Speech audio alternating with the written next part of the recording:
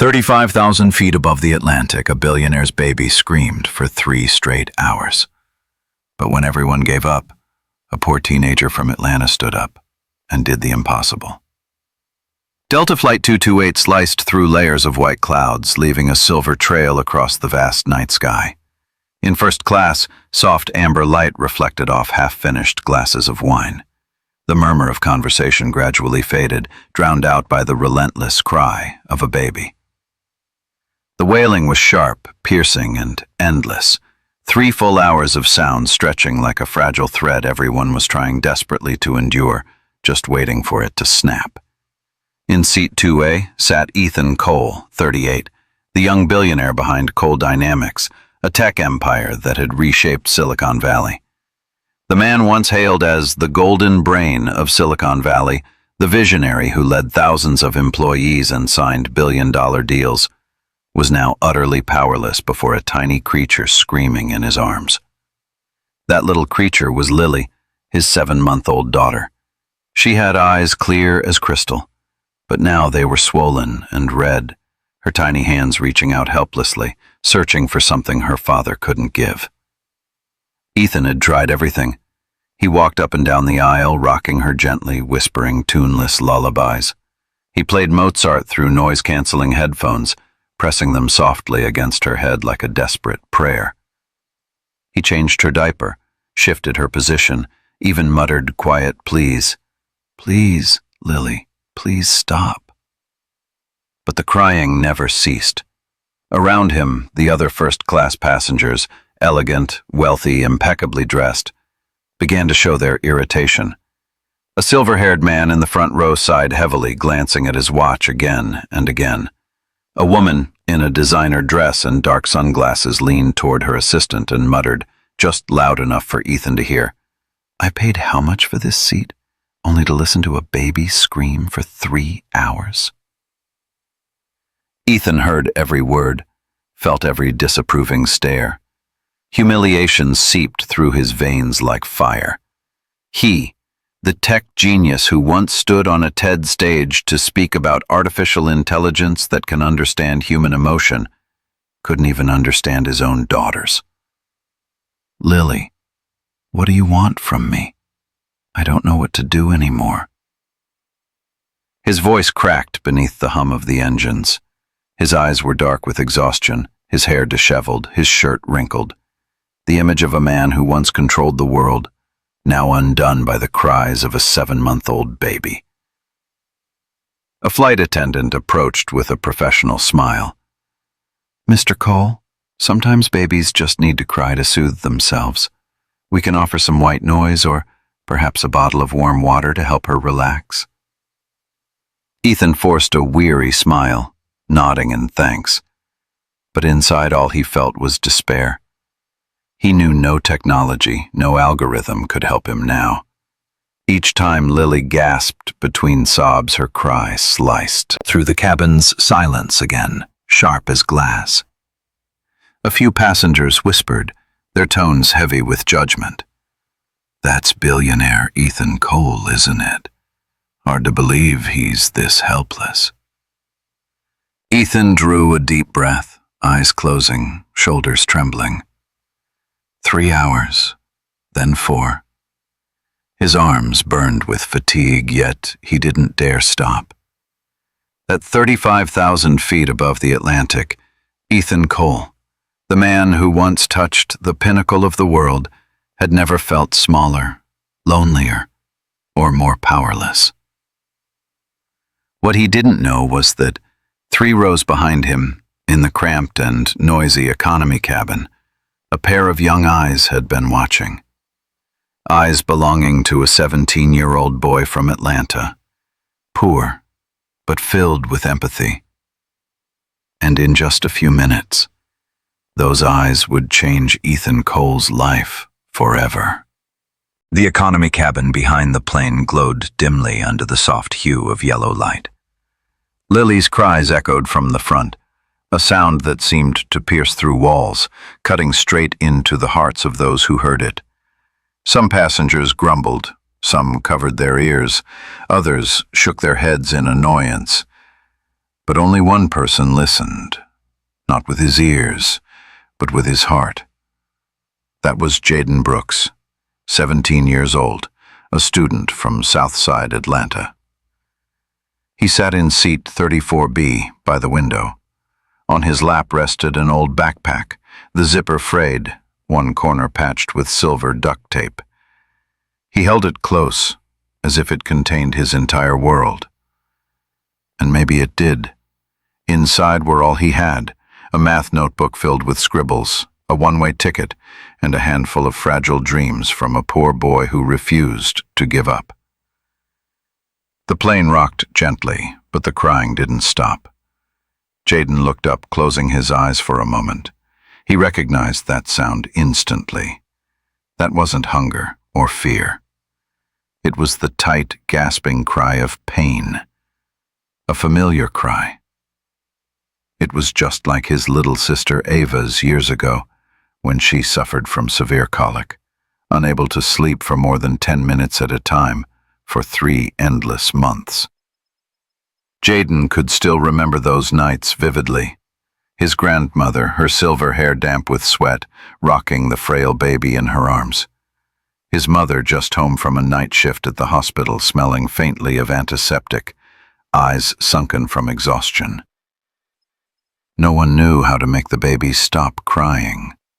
Until Jaden, a 15-year-old boy armed with nothing but patience, sneaked into the public library and borrowed books about infant colic, baby massage, and soothing patterns.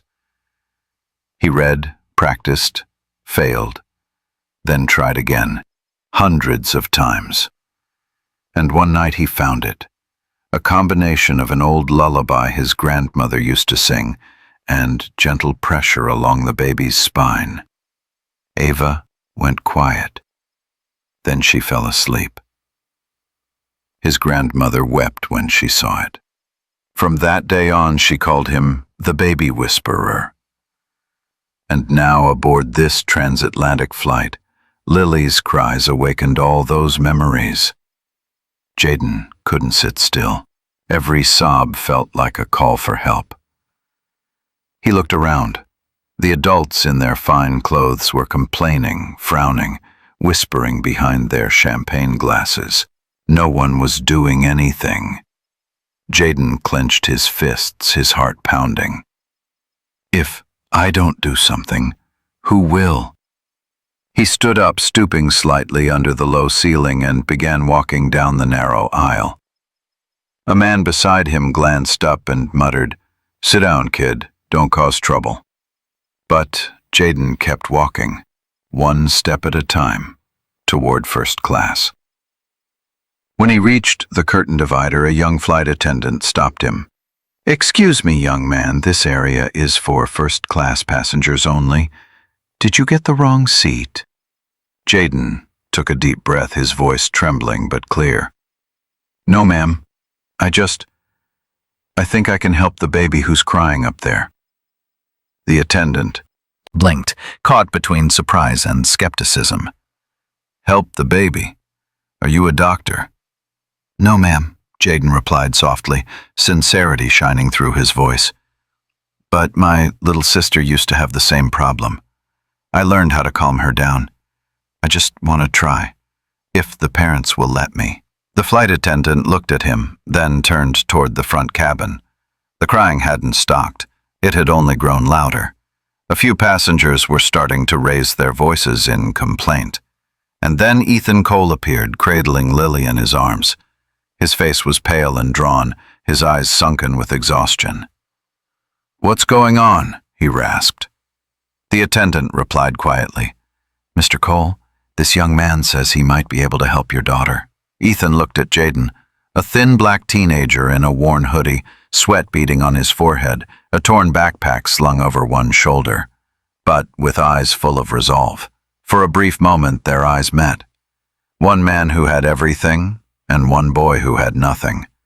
And yet, in that instant, something in their gaze was the same, a shared fear of losing control, and a fragile hope that goodness still existed. You know how to help her?" Ethan asked, almost pleading. "I can try, sir," Jaden answered. "But if it doesn't work, I'm sorry." Ethan nodded. He was too desperate to care about class, status, or appearances anymore. He just said, his voice hoarse and raw, "If you can help her, then do it. Do whatever it takes." And in that moment, the curtain between two cabins, the line dividing two worlds, was lifted. A teenage boy from the poor streets of Atlanta stepped into the first-class cabin of billionaires, not to ask for help, but to give it. The entire cabin fell silent, eyes turned toward him, curious, doubtful, some even disdainful. But Jaden didn't care. His eyes were on Lily, her tiny face flushed red, her hands clenched in pain. He stepped closer and said softly to Ethan, "Sir, may I hold her for a moment?" Ethan nodded, his hands trembling as he passed his daughter into Jaden's arms, and for a heartbeat, the entire world seemed to stop. The first-class cabin was wrapped in a heavy, uneasy silence. Every eye turned toward the teenage boy standing in the aisle. A boy in a simple hoodie, his hands trembling slightly, but his gaze steady and calm in a way that silenced even judgment. Jaden Brooks bowed his head slightly, then gently took baby Lily from Ethan's arms.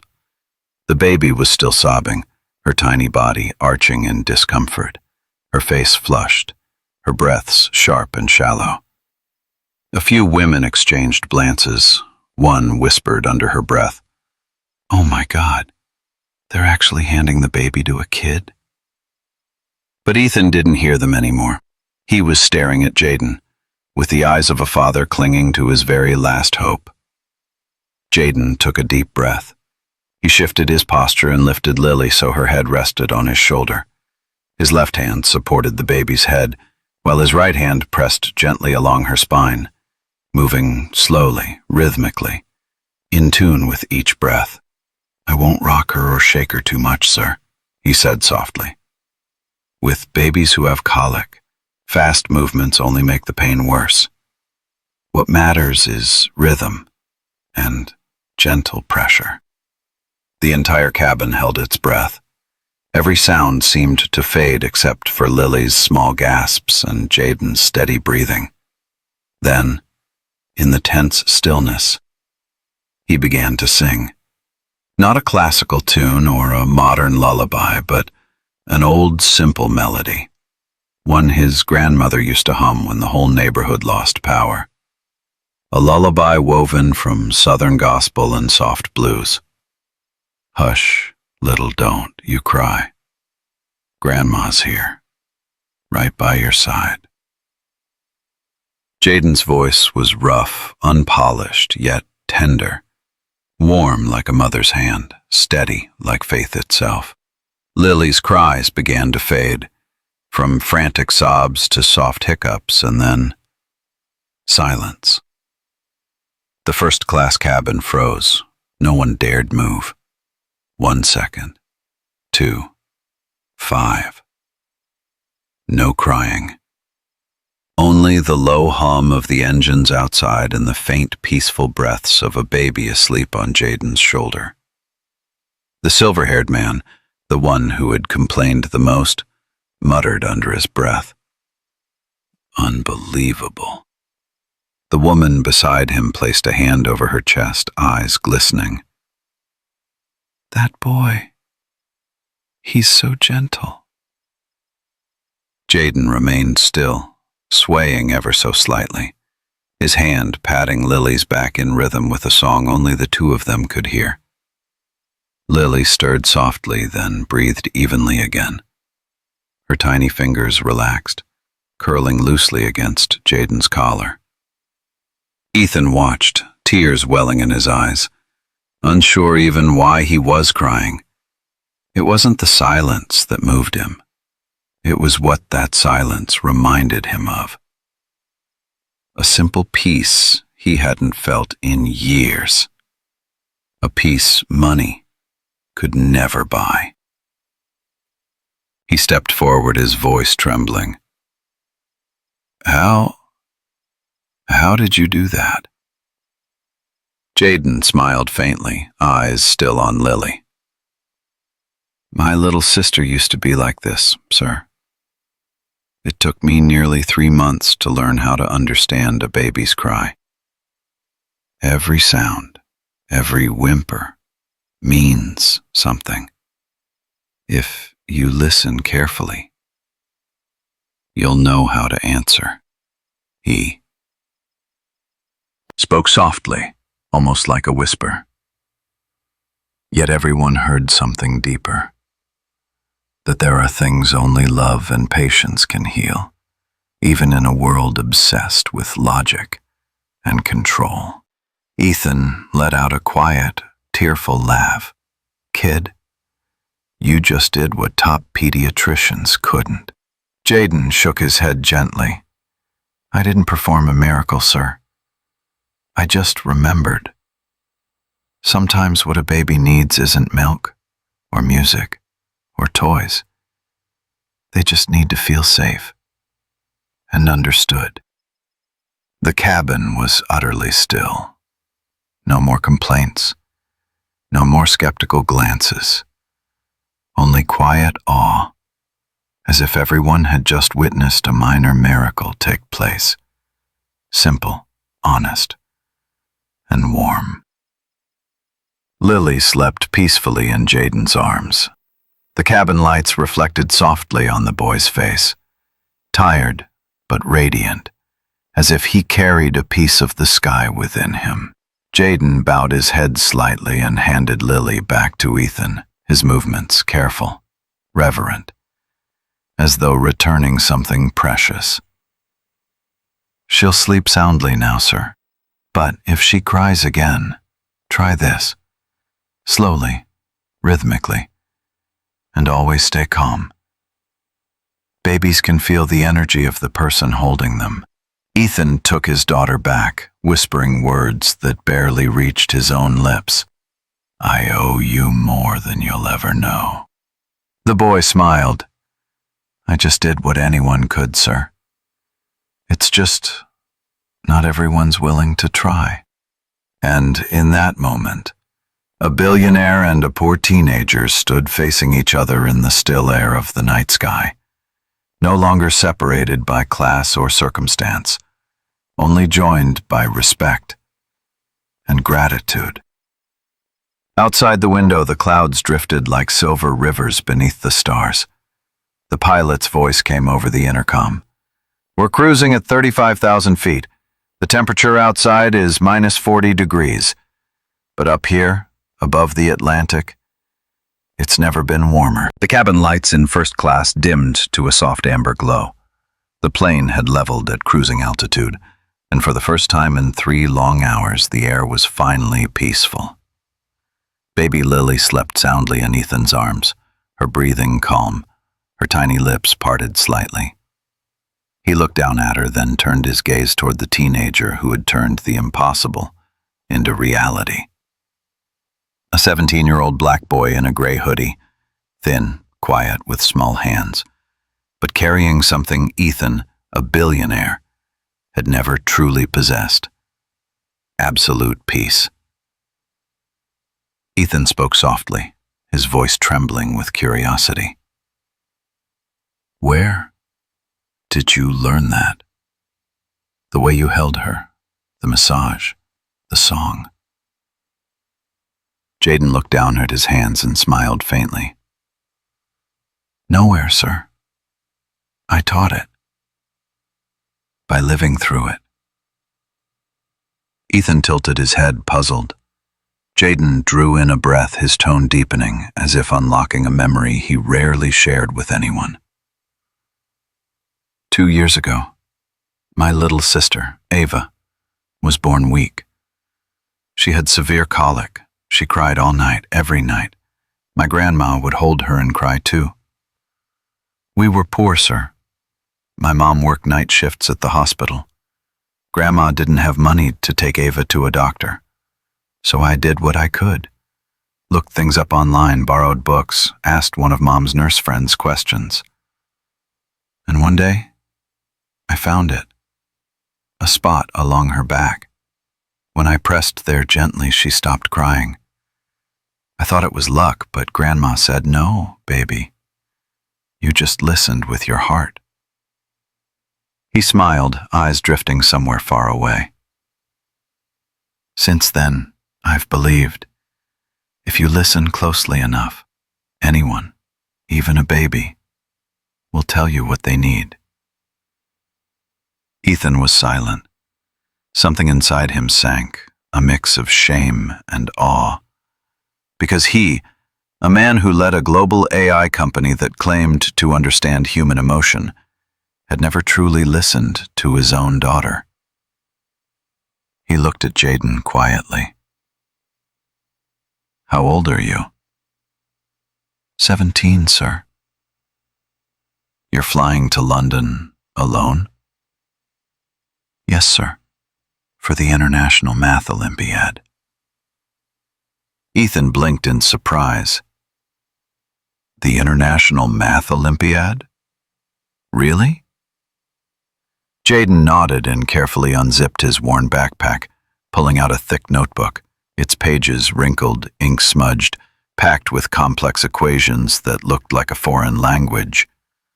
Between the dense lines of numbers, Ethan noticed a few hand-scribbled words. MIT or nothing. "You're incredible," Ethan murmured almost to himself. "You want to get into MIT?" Jaden nodded. "Yes, sir. That's my biggest dream. My whole neighborhood, my family, they all pitched in to get me here. The barber down the street sold cookies to raise money. The lady at the corner store donated $20.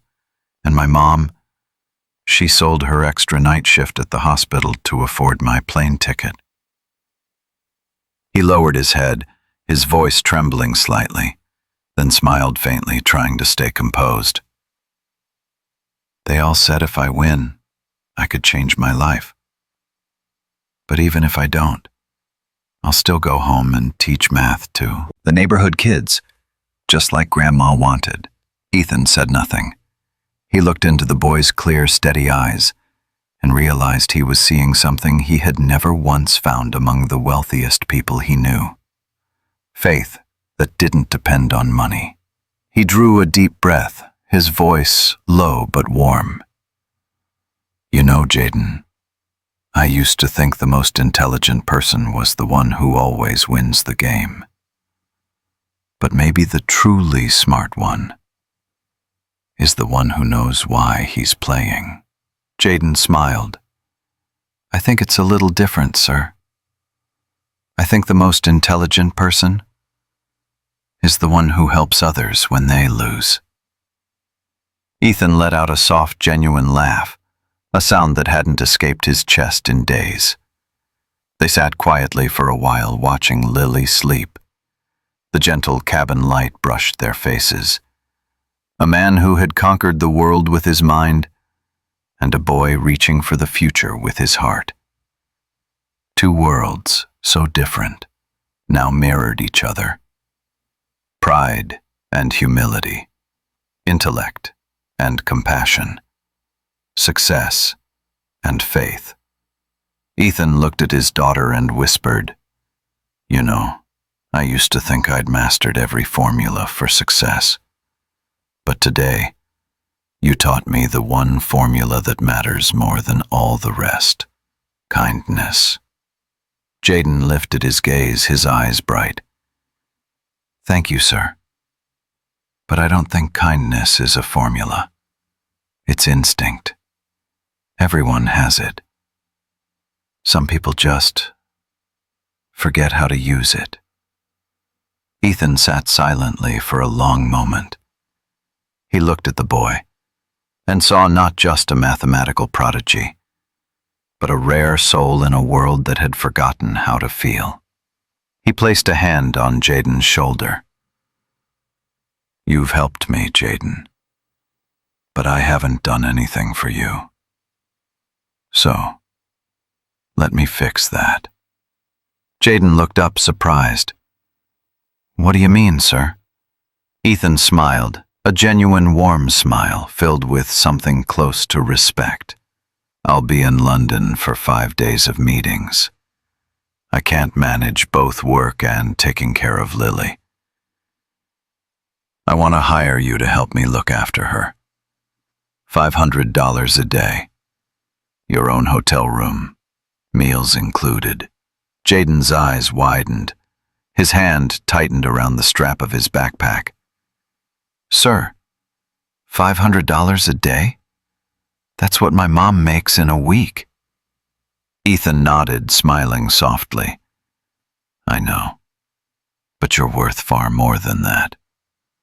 Because today, you taught me something no amount of money ever could. The boy bowed his head, silent for a long while. Then he spoke, his voice low, sincere, as if making a promise to himself. I'll do it, sir, but only if I can still compete. That's why I came here. Ethan nodded immediately. Of course, I'll handle your schedule, transportation, everything. And Jaden, he paused, looking directly at him. Don't call me sir. Call me Ethan. Jaden smiled, eyes glowing beneath the soft cabin light. Yes, Ethan. In that moment, the curtain between cabins, where the miracle had begun, was gone. Two people from two worlds, two entirely different lives had found one thing in common: faith in humanity. Outside, the clouds drifted by, moonlight spilling across the wings of the plane. Jaden looked out the window, and for the first time in his life, the sky didn't feel so far away anymore. The soft morning light of London's dawn streamed through the airplane window, painting a pale gold line across baby Lily's peaceful face. The captain's calm voice broke the quiet. Ladies and gentlemen, welcome to London Heathrow. Ethan opened his eyes and felt the tiny warmth resting in his arms. Lily was still asleep, her breathing steady, her little hand clutching the fabric of his shirt. He turned to look at Jaden, the teenager by the window, his head resting against the glass, eyes fixed on the soft gray sky slowly brightening with day. Jaden didn't know that the man beside him, the billionaire the world admired, was watching him with quiet gratitude. No words were exchanged, but in that silence both of them understood. This flight hadn't just ended a journey. It had begun a new one. Amid the bustle of Heathrow Airport, the sight of a well-dressed man holding a baby walking beside a teenage boy in a worn gray hoodie and patched backpack turned more than a few heads. Some recognized Ethan Cole, CEO of Cole Dynamics. Their curious gazes followed Jaden, silently asking, "Who is that boy?" But Ethan didn't notice. He turned and asked lightly, "Jaden, have you ever been to London before?" Jaden smiled, shy but sincere. "Never, sir. Ethan. Actually, this is my first time leaving the U.S. My mom told me, take the faith of our whole neighborhood with you. So, I did." Ethan chuckled, his eyes soft. "Then welcome to London, future champion." A sleek black Mercedes waited outside. It glided through cobblestone streets lined with centuries-old buildings. Jaden pressed his face to the window, wide-eyed. He took in the mix of historic architecture and gleaming glass towers, the hurried figures in suits, and the distant toll of church bells. This was nothing like Southside Atlanta. The cracked brick alleys, graffiti-stained walls, and the sound of car horns blending with hip-hop in the night. When the car stopped before the Langham Hotel, Jaden froze. The different world unfolded before him. Glass revolving doors, red carpet, and the mingling scent of lavender and coffee. The doorman in a white uniform bowed politely. "Welcome back, Mr. Cole." Ethan nodded with a professional smile, then turned to Jaden, his tone warm, almost friendly. "Come on, your room's right next to mine. If you need anything, just knock." Jaden stepped inside, overwhelmed. A grand chandelier glimmered overhead. A pianist played softly in the distance. He had never imagined he would ever set foot in a place like this. His room overlooked Hyde Park, a wide glass window, a spotless white bed, sheets smooth as clouds, and a faint scent of lavender. He placed his old backpack on the polished desk and looked at it sitting there. An object from another life in the middle of quiet luxury. He couldn't help but feel like the two of them represented two different worlds.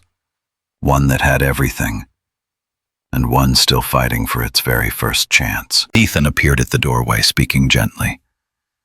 "You'll stay here and watch Lily while I'm in meetings.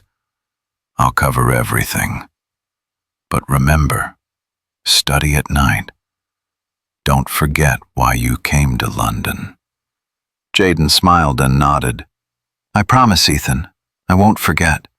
I came here not just to help Lily, but to prove that the faith my neighborhood placed in me was worth it." Breakfast was served in the room. Eggs, toast, fruit, and fragrant coffee. Jaden hesitated, awkwardly holding the silverware, unsure how to start in such a refined setting. Ethan laughed, a relaxed, genuine laugh. "Don't worry. I lived on peanut butter sandwiches for 2 years in college." Jaden looked up, surprised. "You used to be poor?" Ethan nodded, his expression distant, reflective. "I grew up in Detroit. My father worked in an auto factory. My mother cleaned offices. Life smelled like oil and cleaning chemicals. I thought I'd never leave that world, until a teacher believed in me. He gave me a scholarship and hope. From that day, I swore that one day I'd believe in someone the same way." Jaden's eyes lit up. "Maybe you already did that today." Ethan smiled and shook his head, but said nothing more. And in that moment, surrounded by elegance, they both felt unexpectedly close. A man who had climbed to the top through ambition. A boy rising from the bottom through faith. Two paths, one shared origin. The simple wish for someone to believe. That afternoon, Ethan dropped Jaden off at the Royal Institution, where the International Math Olympiad was being held. Hundreds of contestants filled the hall. White shirts, sleek laptops, shiny new backpacks. And among them, Jaden, with only a worn pencil, a notebook, and unshakable confidence. Ethan asked, "Are you nervous?" "Of course," Jaden replied. "But I've lived with fear my whole life. Now I just want to show them that a kid from Southside Atlanta can solve the kind of problems the world hasn't yet thought of." Ethan smiled softly. "If anyone can do that, Jaden, it's you." Those simple words stayed with Jaden the entire day. As he entered the exam hall, he remembered his grandmother's voice. "Baby, in this world full of formulas, some problems can only be solved by the heart." 4 hours later, Jaden emerged, sweat on his brow but light in his eyes. He didn't know if he'd won, only that he had fought with everything he had, logic and faith. Meanwhile, at the hotel, Ethan sat in a virtual meeting with the European board. Lily giggled softly from her crib, shaking her tiny rattle. And Ethan realized, since Jaden had entered their lives, everything had changed. No more cries, no more exhaustion.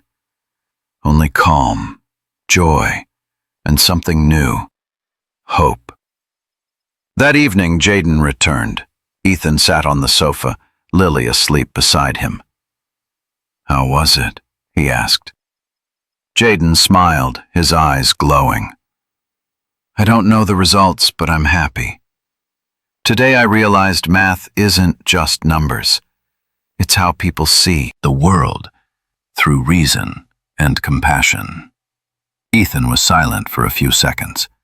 Then he poured 2 glasses of apple juice, raised his glass, and said slowly, deliberately, "You know, Jaden, I used to think my company was creating intelligence for machines. But today I realized what the world really needs isn't artificial intelligence. It's artificial kindness." Both of them laughed. Outside the window, London glowed with city lights, and inside that quiet, elegant room, a billionaire and a poor boy sat side by side. No longer boss and helper, but 2 souls, learning once again to believe in the quiet goodness the world still offers. 3 days after arriving in London, the competition reached its final round, where the brightest young minds in the world would present their research before an international panel of judges. That morning, sunlight streamed through the grand hall of the Royal Institution, illuminating flags from more than 60 countries fluttering above. The air carried both excitement and reverence. Every contestant stood neatly dressed in tailored suits, clutching laptops and printed presentations. All except Jaden Brooks, the 17-year-old from Southside Atlanta, who held only a stack of pencil-written papers filled with equations, and a faith so bright it seemed to light the room on its own. At the entrance, Ethan stood holding baby Lily. He looked at the boy he now regarded as a friend and said quietly, "You don't need to win to prove your worth, Jaden. You proved it the moment you held my daughter." Jaden smiled, calm and resolute. "I'll give it everything I've got, Ethan, not just for me, but for everyone who believed in me." He took a deep breath and walked inside. The hall was vast, so silent that his footsteps echoed softly against the polished wood floor. In the front rows sat professors from MIT, Oxford, Cambridge, and Tokyo, watching in quiet curiosity. For a brief moment, Jaden felt small, a single drop in a sea of intellect. But then he remembered Lily's tiny hand clutching his collar that night on the plane, and his grandmother's voice. "Don't be afraid, child. You're not here to be better than them. You're here to remind them that kindness is its own kind of genius." And so, Jaden stepped onto the stage. "Contestant, Jaden Brooks, United States." The announcer's voice rang out.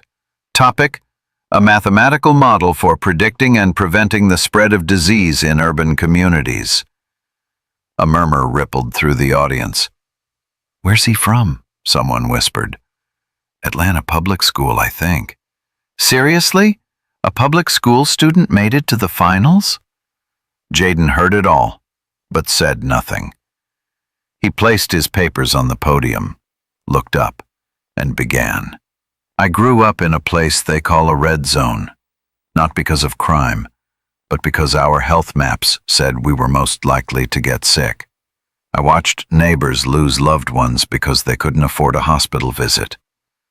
And I wondered, if math can predict the stock market, why can't it predict illness, so we can save people before it's too late?" The room fell silent. Jaden turned to the whiteboard and began writing. Symbols, probabilities, and equations that wove together into a complex model. But what stunned the judges wasn't the math. It was the way he spoke. He didn't sound like a scientist. He sounded like a storyteller.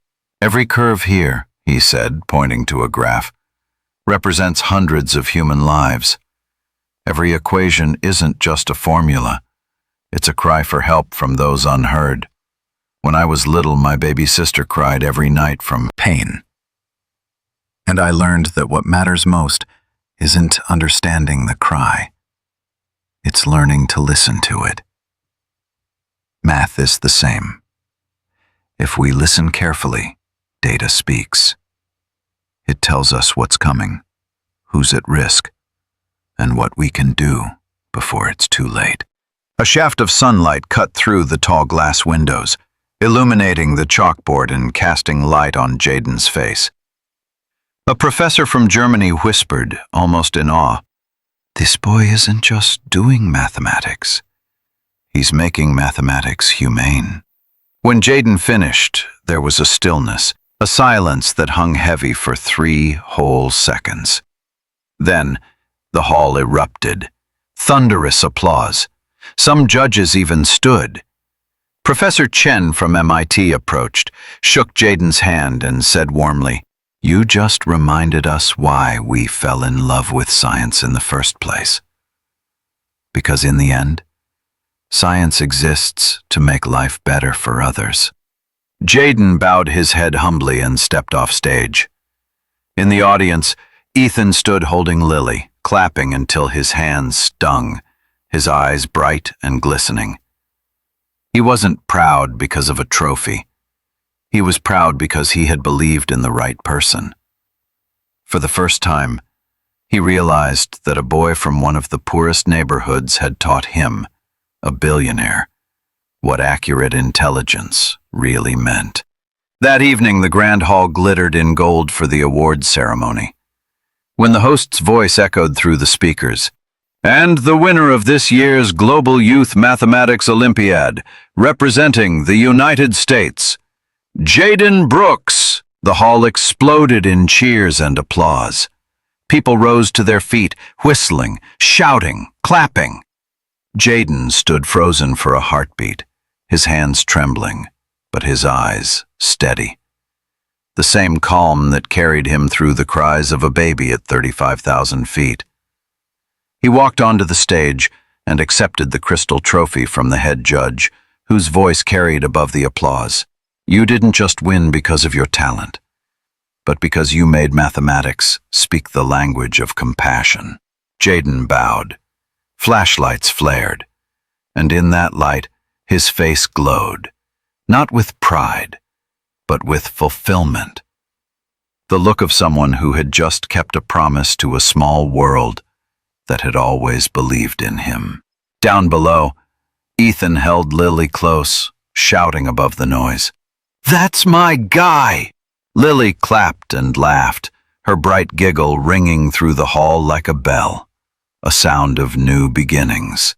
That night, back at the hotel, Ethan poured 2 glasses of apple juice and raised his glass toward Jaden. "You didn't just win a competition, Jaden," he said. "You won against every prejudice ever placed on you." Jaden smiled softly, lowering his head. "And you, Ethan, you won against your own fears." Ethan raised a brow. "Fears?" Jaden looked at him, voice low but warm. "Yes. Fear of losing control, fear of imperfection, fear of not understanding the little things. But sometimes even the strongest people need someone to remind them that it's okay to be gentle." Ethan was quiet for a long time. He looked at Lily, asleep, her tiny hand resting on the golden trophy, and whispered, "Maybe you're right, Jaden. I used to think intelligence lived in the mind, but now I see real intelligence lives where we can feel another's pain."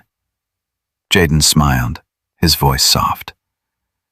Just like Lily, she didn't understand my song, but she still felt that I cared for her. Ethan looked at the boy before him, overwhelmed by something he couldn't quite name. In that moment, he understood. The one thing billions of dollars, degrees, or technology could never buy was sitting right across from him. A pure, compassionate soul. They both turned toward the window. Outside, London glowed, city lights reflecting across glass towers like a sky full of stars. And there, amid the brilliance and the noise, a billionaire and a boy from Southside Atlanta sat side by side, no longer 2 worlds apart, but 2 human beings who had learned to listen, not with their minds, but with their hearts. The first light of dawn spilled through the tall glass windows of the Langham Hotel, painting soft streaks of gold across the room. Outside, London was already awake. The hum of morning traffic, the distant echo of church bells. But inside the suite, peace lingered like a gentle sigh. Jaden sat by the desk, turning over the crystal trophy in his hands. It gleamed under the sunlight beside his framed certificate, proof of something he still couldn't quite believe. Just days ago, he'd been sitting in the back of a plane, listening to the cries of a stranger's baby. Now, the world felt different. Across the room, Ethan stood at the coffee machine, shirt unbuttoned, eyes tired but soft with relief. Baby Lily lay in her crib, giggling whenever she heard her father's voice. Ethan glanced at Jaden, half joking, half sincere. "I've paid millions for consultants," he said, "and none of them have taught me half as much as you did in 5 days." Jaden chuckled, bowing his head. "I didn't teach you anything new, Ethan. I just reminded you of things people forget. How to listen, how to trust, and how to love." Ethan fell silent. Those words slipped into his heart like a soft pin through silk. He looked at the 17-year-old boy before him, a kid he had once mistaken for a lucky stranger, and now he saw a forgiveness. He saw a reflection of his younger self, determined, naive, and hungry to prove that kindness still had a place in this world. That afternoon, Ethan took Jaden to the banks of the River Thames. The water moved gently, reflecting the burnished light of sunset. They sat on a wooden bench, wind ruffling their hair. Ethan stared into the distance. "Do you know why I trusted you that day?" he asked. Jaden turned to him, shaking his head. "Because I saw in you something I'd lost. The belief that people can still be better. My world is full of contracts, clauses, risks, and forecasts. But you reminded me that the things that truly matter never show up on a balance sheet." Jaden smiled faintly. "And I learned from you, Ethan, that sometimes the ones with the most power are the ones who need to be trusted the most." Ethan nodded slowly, then spoke, his tone thoughtful and profound. "You know, Jaden, I've spent my life building intelligence for machines. But you've made me want to build something else. Intelligence for people. Maybe one day we'll do that together." Jaden blinked, surprised. "You mean?" "I mean the future," Ethan said. "When you graduate from MIT, I want you to lead a new division at Coal Dynamics, a place where math, technology, and compassion come together to serve humanity. I don't just want to help you. I want you to help me help others." For a moment, Jaden couldn't speak. The sounds of London, the river, the breeze, the distant laughter, blurred into a quiet symphony. He lowered his head, voice trembling slightly. "Thank you, Ethan. But if I accept, it won't be for the money or the title. It'll be because I want kids back home to have the same chance I got today." Ethan looked at him, eyes filled with pride. "That," he said softly, "is exactly why I chose you." They sat there for a long while, watching the river drift by. No more words were needed. Everything that mattered had already been said, without being spoken. That night, Jaden called home. On the small phone screen, his mother's tired but radiant face appeared, her eyes shining behind the dim kitchen light of their modest home. She was still in her scrubs from the hospital. When she heard the news, she laughed and cried at the same time. You did it, Jaden. But more than that, you did good. Jaden smiled, voice breaking slightly. I didn't do it alone, Mom. The whole neighborhood flew with me. His mother nodded, tears glistening. You know, sometimes God doesn't send angels with wings. He sends a boy who knows how to calm a crying child. Jaden laughed through his tears. 2 days later, they boarded the flight back to the United States. The same plane, the same route. But none of them were the same. Ethan sat once again in seat 2A, Lily asleep in his arms. Jaden sat beside them, gazing out the window as layers of white clouds drifted past like soft ribbons of memory. Ethan leaned closer and said quietly, You know, if you hadn't stepped forward that day, I don't know who I'd be right now. Probably still the man who thought he understood everything, but really understood nothing. Jaden smiled. And if I hadn't stood up, I'd still be the kid who thought he'd never be good enough to change anything. Maybe. Sometimes all it takes is one step for life to turn in a completely new direction. The plane rose above a thick sea of clouds. Sunlight poured through the windows, washing over their faces. One rich, one poor. One who had once felt hopeless, one who had once been overlooked, now smiling side by side, as equals, as friends. Ethan's voice was soft, almost a whisper. You taught me something, Jaden. That kindness doesn't need a reason. It just needs a chance to be seen. Jaden turned, his voice gentle. And I learned from you, Ethan, that sometimes the greatest miracle isn't changing someone. It's helping them believe they can. The plane pierced through the final cloud bank, and the sunlight flooded the cabin. Lily stirred, opened her eyes, and smiled. A pure, wordless smile. The kind that didn't understand the world but somehow made it better just by existing. Ethan looked out the window, his voice barely above the hum of the engines. The world may need more geniuses, Jaden. But what it really needs is more people like you. Jaden smiled, eyes fixed on the horizon. No, Ethan. The world just needs more people willing to listen. The jet glided onward across the Atlantic, the ocean below glittering like a sheet of glass. In that quiet first-class cabin, one story came to an end, but another had just begun.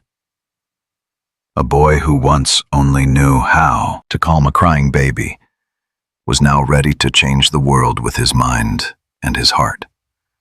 And a man who once believed money was power had learned that kindness, not wealth, was the truest legacy of all.